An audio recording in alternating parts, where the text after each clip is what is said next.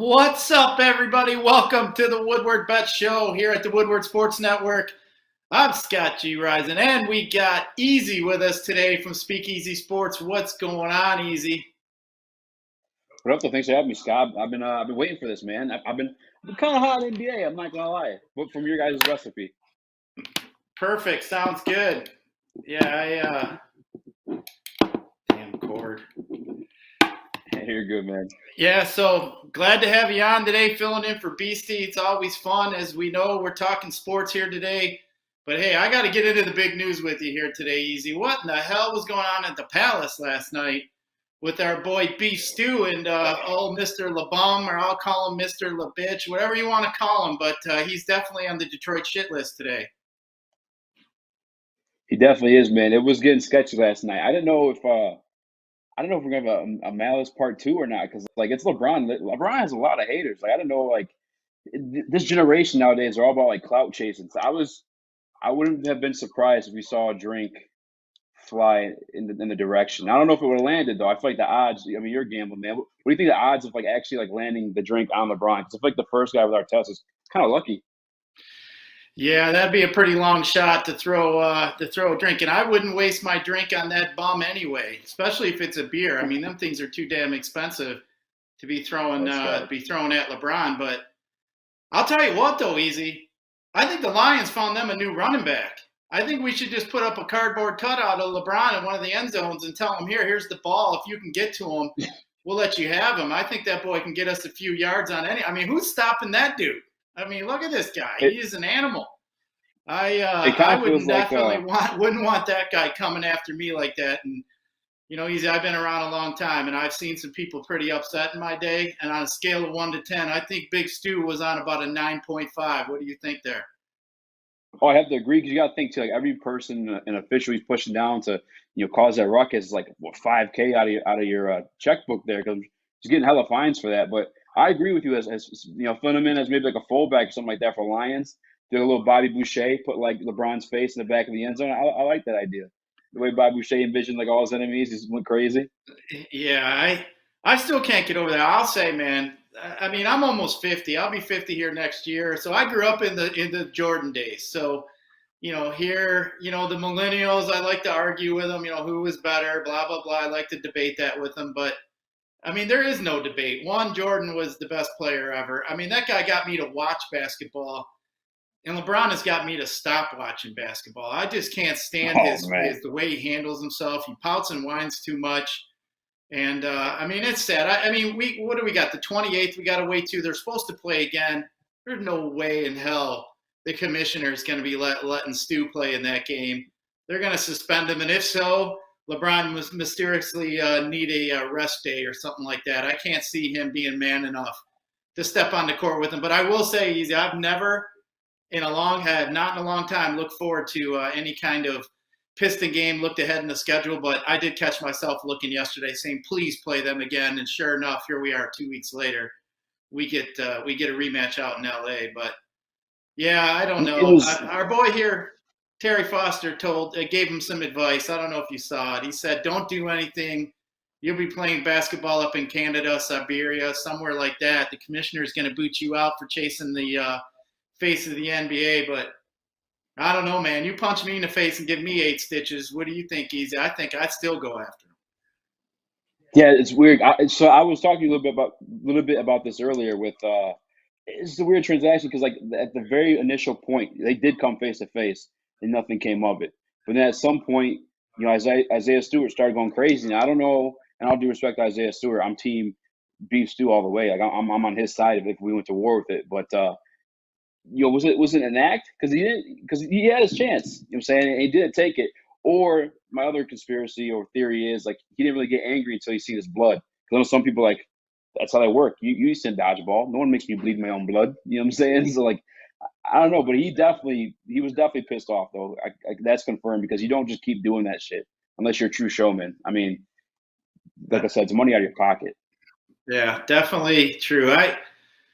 I mean, hey, the bad boys are back. Let's dust off our shirts. Let's get them back out. Start reprinting the bad boy shirts and Big Stu shirts. I'm all in for it. Detroit versus everybody. Let's do it. But either way, I mean, one team that can't win a fight is the Lions. That's for damn sure. Oh, Those man. guys are just awful. Easy. I saw you tweet out yesterday too. Like, what the hell are you doing on 3rd down and 14 running a draw play in the middle of the 4th quarter when you're down? Like I just don't understand sometimes the thinking that goes on here. It's just unbelievable. It's almost like they truly are trying to lose. I'm starting to believe that. Like some of these calls that really matter, they're just fumbling the ball. I mean, no pun intended. They're just fumbling the calls. They're not making any good play calls. It's just as a Lions fan, I'm starting to believe they're looking at that 16-1 so they can get them a draft pick. But that game was awful. What'd you think of that game, Eazy? Super boring game, like terribly boring game. No action. Obviously the big run by Swift, which is pretty cool. They Campenda at a 20-yard run, which obviously Tim Boyle ended up throwing an interception. But look, man, it really does feel like it's some sort of tank job because you're talking about biting kneecaps. 3rd and 13, and you do a draw in the 4th quarter. That's not kneecap biting mentality. I don't know what that was. I don't have a definition for it. I was really disappointed in that. But I will say I like Tim Boyle over Jared Goff. I'm curious, actually, what's your take on that one? Are you ready to see Jared Goff back in there? Or are you ready to give Tim Boyle a second chance? Because let's remember now, he hasn't played since August. Yeah, I'm a little torn on that. I do think that it's tough to be an NFL quarterback. It's really tough. That's why we see these guys keep coming back, like the Cam Newtons and everything else. It's a tough job, and I think he showed some promise. Yes, he's definitely green. That's for sure. I mean, the most plays he ever took in Green Bay, he pretty much was their victory cigar. So anytime he came in, the plays he always took. Apparently I've heard that Mr. Boyle and Mr. Rogers had an agreement. Rogers didn't want to get the negative yards rushing when he was kneeling on at the end of a game. So they used to bring in Boyle to do that. So that was pretty much most of the snaps he got in the NFL. I think he threw 3 or 4 passes. His time at UConn, he wasn't very good either. I think he had 1 touchdown, 13 picks or something. It wasn't that good. But for me, that's exactly you just got to – I don't know. It's tough to say. Goff, I think, is our best chance to win, as sad as it is. But I'm not a fan of either one of these guys, to be truthful. But, hey, if we want to keep losing, just keep running them guys out there. That's fine with me. But, unfortunately, I'm not a Boyle believer. Man, this Thanksgiving game, now with the Bears are going to be missing Fields, that's just going to be awful. And just to let everybody know, we're going to break down that Thanksgiving Day games. We'll put out some content for that probably on Wednesday. We'll get that out there for everybody so everybody can kind of sit around, enjoy your turkey day with the family. And then we'll do all the work for you guys, break down the games, get you guys some bets and DFS plays and all that fun stuff. But Eazy, you got any big plans this week for Turkey Day? You staying in town? You going to visit some family? What you got going on? Got a little bit of like a Friendsgiving thing going on actual Turkey Day. And then I'm getting with the family on Saturday.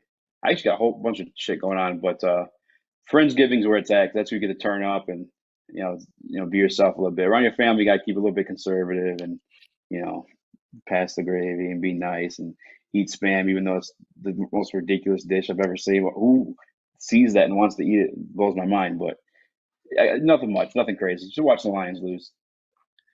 Yeah, I'm actually going to go enjoy the day over there at the Firekeepers Casino. And I decided that I'm going to kind of stay away from the family this year. Everybody's got different views on COVID, to be honest with you, and all that other different stuff that seems to be out there. So I'll get my full taste at Christmas time. So I was like, you know what, I'm going to pack up, go down to Firekeepers, watch some football, drink some beer, have me some fun, and just enjoy the time away. But either way, Eazy. I'll tell you what, man, this last week in NFL, what do I always tell you the NFL stands for?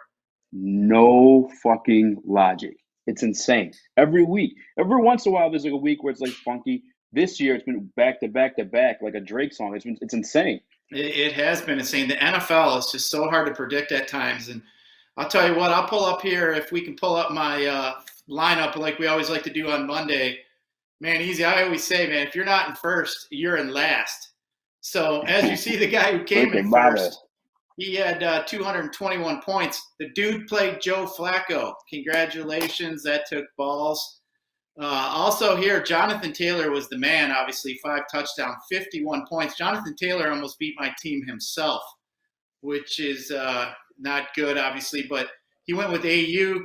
He ended up having McLaurin, Jefferson, Ertz, Mixon, and then the Eagles here. So a lot of the tournaments I was in, the build was to have the Packer game and that Minnesota game stacked up, which obviously we saw all the fireworks that went on in that game. But you needed Devontae Adams, you needed Jefferson, you needed Taylor, you could have Swift, and so forth. But, yeah, my team didn't do too well. It was pretty easy. It was pretty early in the day I realized I was going to do shitty. So, you know, it happens sometimes. I do say, Eazy, if you're not in first, you're in last. So I like to build teams to where I know I either have a chance to come in first or I have a chance to come in last. And this last week it was pretty damn close to last. But, hey, that's the way DFS works sometimes. But today, Eazy, we got 10 I think the games. winner took Go your. ahead.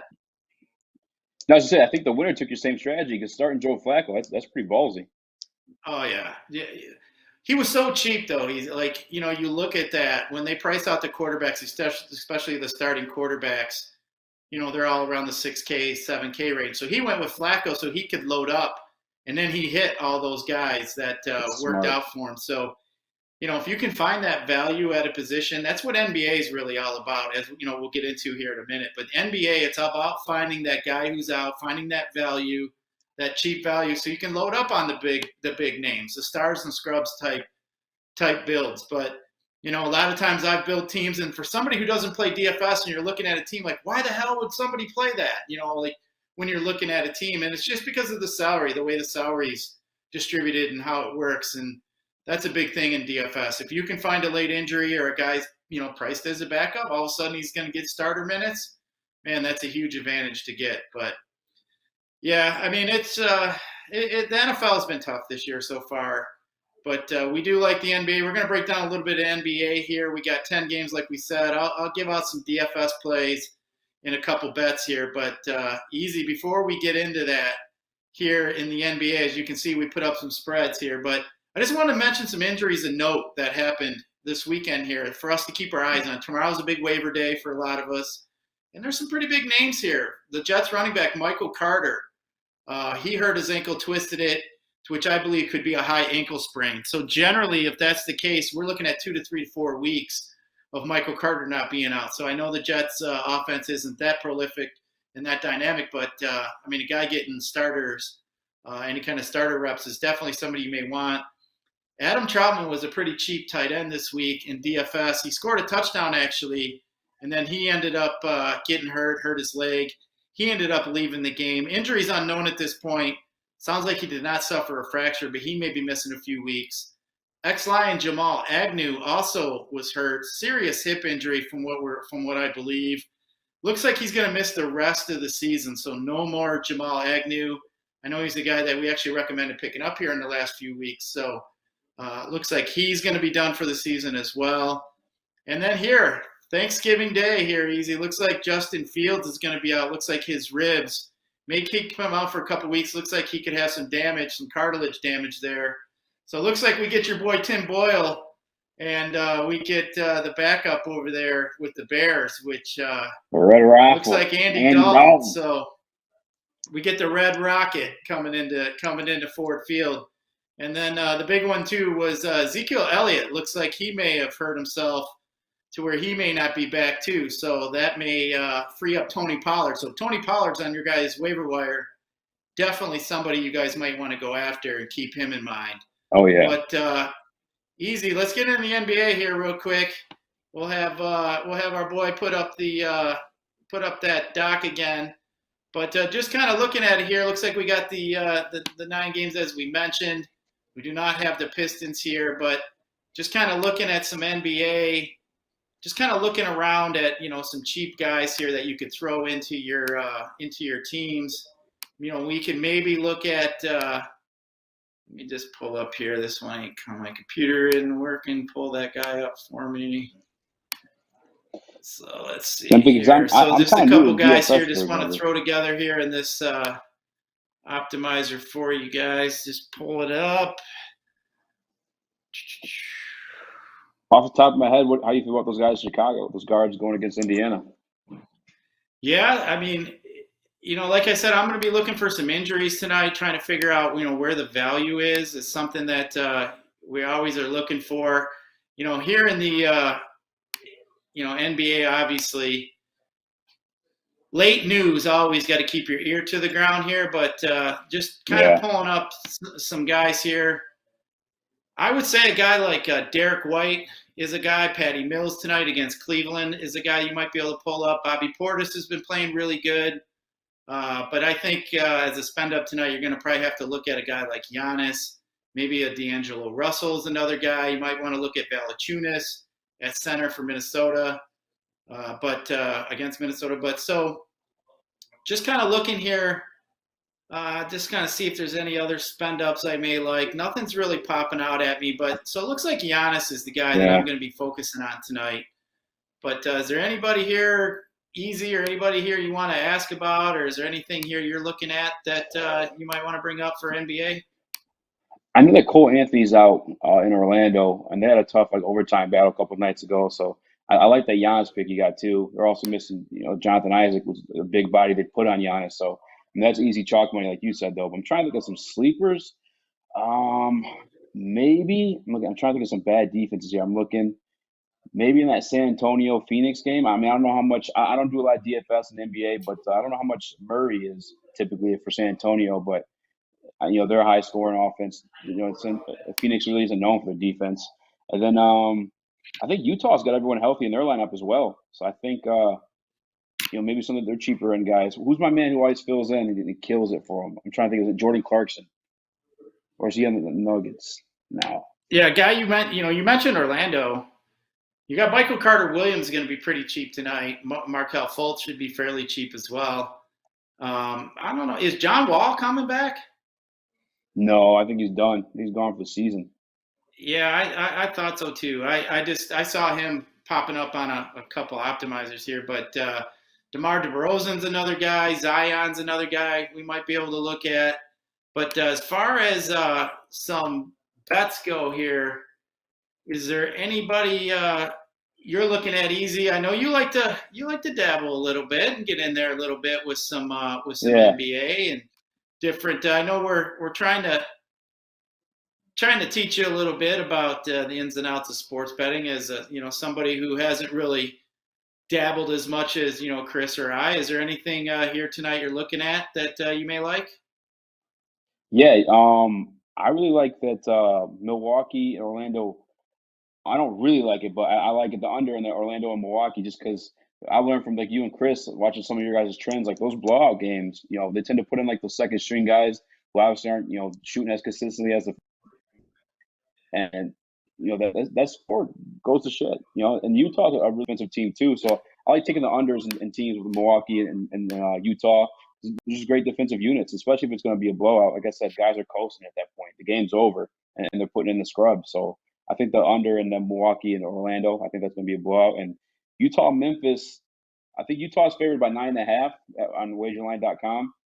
But the over under for that one's 221. I might take the under of that one too. I know they got John Morant and they can put up points and stuff like that, but Utah's is a really good team, and I really believe in that blowout. I don't know what you call it. I guess theory. And anytime there's a blowout, a lot of times those unders hit.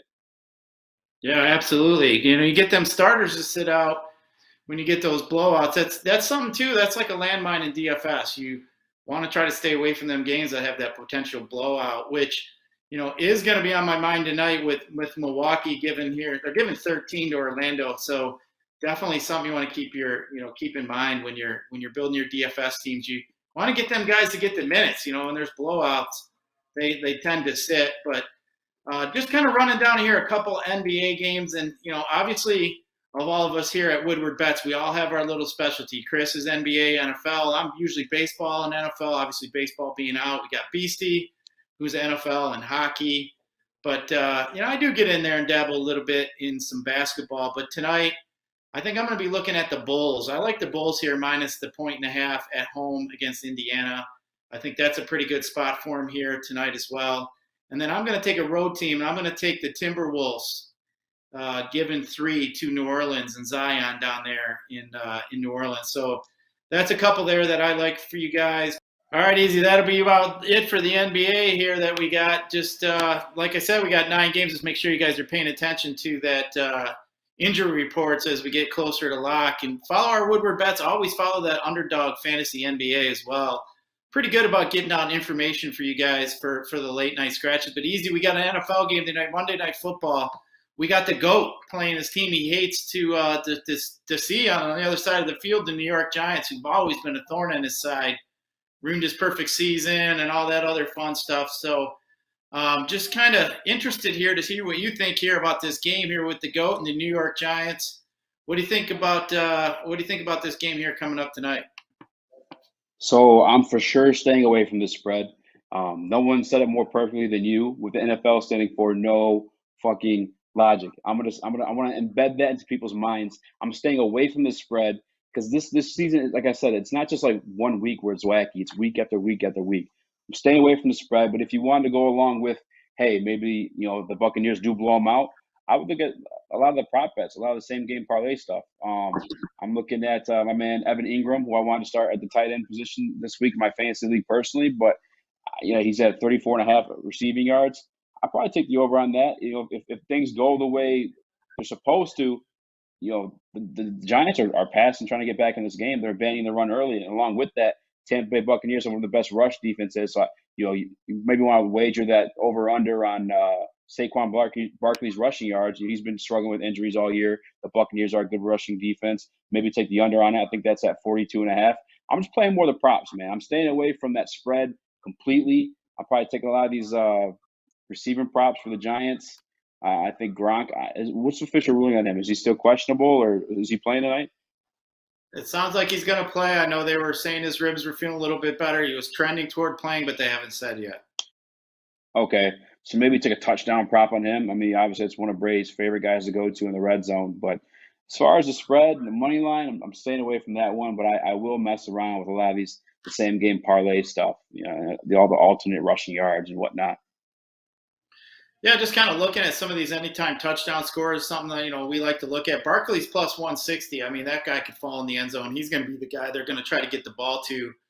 Our old ex-Lion, Kenny Galladay's plus 260 to score. I don't mind that one at all. But, you look at guys like Fournette, Evans, and Godwin, they're all at pretty much even money or less. So, obviously, here Vegas is expecting those 3 to have a pretty good chance to score. But if you just break out with a Giant, like you mentioned, Evan Ingram, he's plus 310, so you get 3-1 on your money on him. But I don't mind Daniel Jones at plus 410 trying to run one in either. He's, he's not afraid to put the ball down and take off and run with it. So I don't mind that one. But, just kind of looking here, like you mentioned, the spread is just so high. I do like to look at the player props as well. Godwin's over under 73 yards.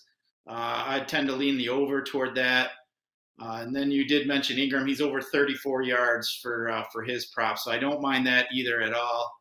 But just kind of looking at the game, just looking at some trends here for these two teams. When they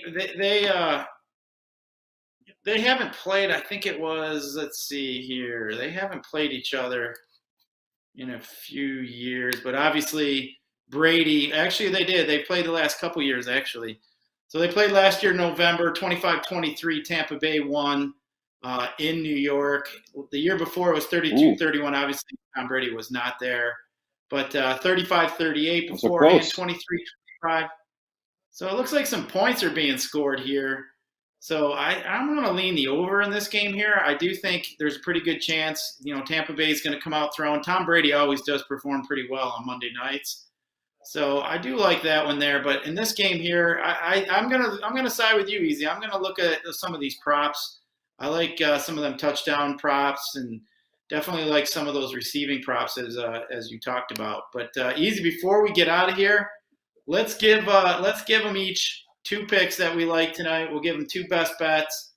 No pressure on you, my man, Easy. We got to keep this hot streak going. We struggled a little bit through the weekend, but it's a new week, so we got to get off on the right foot here today.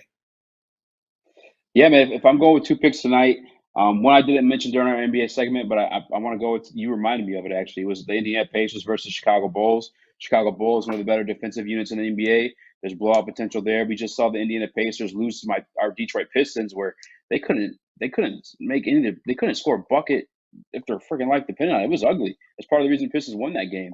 So I probably would go with both the under and the points in that one. If I'm taking two bets from that one, if I may, I'll touch again on the Milwaukee under against Orlando. Like I said, those blowout games, they tend to hit that under, and those are two potential blowouts right there. Between Chicago and the Pacers, -3 over under 211. I'd take the under that one, and then Orlando Milwaukee over under 217.5. I'd take the under on that one as well. Two blowout potential games, and I like riding the blowouts. Yeah, I'm going to give you guys the Minnesota Timberwolves going down to New Orleans. They're giving 3 to New Orleans. New Orleans has just been god-awful. They're 2-8 in their last 10 games. I think Minnesota gets down there and gets it done tonight. And then one other one that I'm going to give you guys is the over 26 in the first half of this football game today. I think they're going to run back and forth, score points on each other, so I like the over 26 in the first half. So hopefully, Eazy, we get us some lunch money for the people tomorrow. We definitely appreciate you coming on, filling in for our boy Beastie today, who's usually on with us on a Monday. And if you guys came looking for any kind of hockey information, sorry about that. We'll definitely get Beastie on here and get you guys some more hockey stuff, but just didn't quite work out that way today. But Eazy, before we get out of here, is there anything you want to say? I'm not as well versed in hockey as BC, but I will say there's a lot of 4 or 5.5s in the over-unders tonight in the NHL slate. And those are usually pretty fun to play the over on. NHL, I do watch the live. If I ever see a live at 3.5, I always take the over. I feel like that's crazy not to, but I'm not you guys either though. That's how I ride though. No, you know what? There's little things that, when you find something that works for you, keep doing it. That's what gambling is. You find something that works, keep going at it, and don't quit if you think it's a plus even adventure for you. I know a lot of guys that bet hockey, they see the 5.5, they'll just bet the over automatically. So, I mean, the best thing in hockey is you get them empty netters at the end of the night, when your team's winning 3-2 and then that goal and your winner sitting wide open without a goalie and you're seeing that puck fly down the ice and you're yelling, please go in the net. I mean, it's always fun to bet some hockeys, but there has been quite a few overs hit in hockey. I know I've heard a couple guys here around the office say, I bet all the overs last night, all 6 or 7 of them in hockey, and they all came in. But, that's tough to do. But it's always fun to get in there and have a little bit of skin in the game, as we like to say, Eazy. But we definitely appreciate you coming on here today. For our boy Spencer, for Eazy, I'm Scott. This is Woodward Bet Show. Appreciate you joining us, and we'll catch you tomorrow.